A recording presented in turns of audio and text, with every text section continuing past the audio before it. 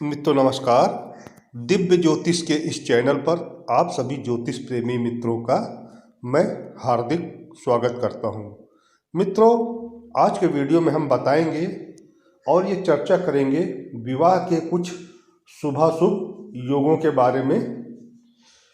तो मित्रों, दिव्य ज्योतिष के चैनल को सब्सक्राइब करें तथा वीडियो को लाइक एवं शेयर भी करते रहें। तो मित्रों, जैसा कि आज के वीडियो में हम आपको बताने जा रहे हैं और ये चर्चा करने जा रहे हैं विवाह के कुछ शुभाशुभ योगों के बारे में।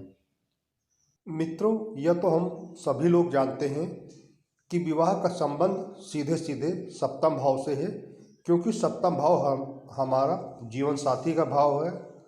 तो इस प्रकार से सप्तम भाव का स्वामी यदि खराब या सही है,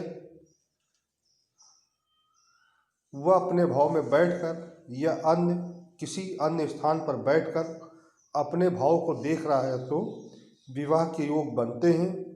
किसी अन्य पाप ग्रह की दृष्टि सप्तम भाव और सप्तमेश पर न हो तो विवाह के योग बनते हैं। कोई पाप ग्रह सप्तम में बैठा ना हो तो शीघ्र विवाह के योग बनते हैं। यदि सप्तम भाव में सम राशि हो अथवा सप्तमेश और शुक्र सम राशि में हो तो सप्तमेश बली हो तो शीघ्र विवाह होता है। दूसरे, सातवें व 12वें भाव के स्वामी केंद्र या त्रिकोण में हो और गुरु से दृष्ट हो तो सप्तमेश की स्थिति के आगे के भाव में या 7वें भाव में क्रू ग्रह न हो तो विवाह के योग बनते हैं। मित्रों, जातक का विवाह कब होगा, इस प्रश्न का विचार करने के लिए द्वितीय, सप्तम तथा एकादश भाव में कौन से ग्रह हैं, इनको भी देखना बहुत ही जरूरी है और पत्रिका में इन सबको देख के विचार करने के पश्चात ही हम विवाह के योग के विषय में कुछ भी फलित कर सकते हैं। मित्रों, ज्योतिष शास्त्र की इस विद्या में विवाह का विचार सप्तम भाव के साथ द्वितीय और एकादश भाव से भी किया जाता है। सप्तम भाव जीवन साथी, संधि और साझेदारी का घर होता है, अतः विवाह के विषय में इस भाव से विचार किया जाता है। भारतीय दर्शन में विवाह के संबंध में वृद्धि की और भी वृद्धि की दृष्टि से भी देखा जाता है, अतः एकादश भाव से भी विचार किया जाता है। इन भावों के नक्षत्र कौन से हैं, इन भावों के स्वामी के नक्षत्र में स्थित ग्रह और इन भावों के स्वामी तथा इन भावों में स्थित ग्रह के मध्य दृष्टि और युति संबंध को भी देखा जाता है।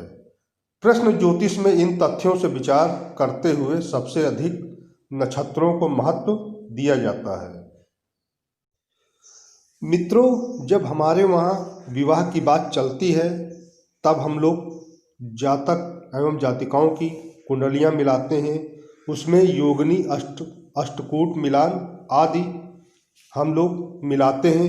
अब यह मिलान क्यों जरूरी है, तो हमारे देश में ज्योतिष परंपरा के अनुसार जब स्त्री और पुरुष की शादी की बात चलती है तब सबसे पहले दोनों की कुंडली मिलाई जाती है।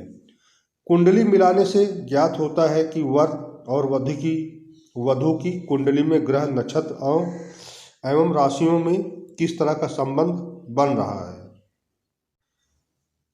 ग्रह, नक्षत्र एवं राशियों के मध्य संबंध का विश्लेषण इसलिए किया जाता है क्योंकि ज्योतिष शास्त्र का मानना है कि ग्रह, नक्षत्र एवं राशियों के मध्य संबंध का विश्लेषण इसलिए किया जाता है क्योंकि ज्योतिष शास्त्र का मानना है कि ग्रह, नक्षत्र एवं राशियों के बीच जैसा संबंध होता है वैसा ही प्रभाव हमारे जीवन पर होता है।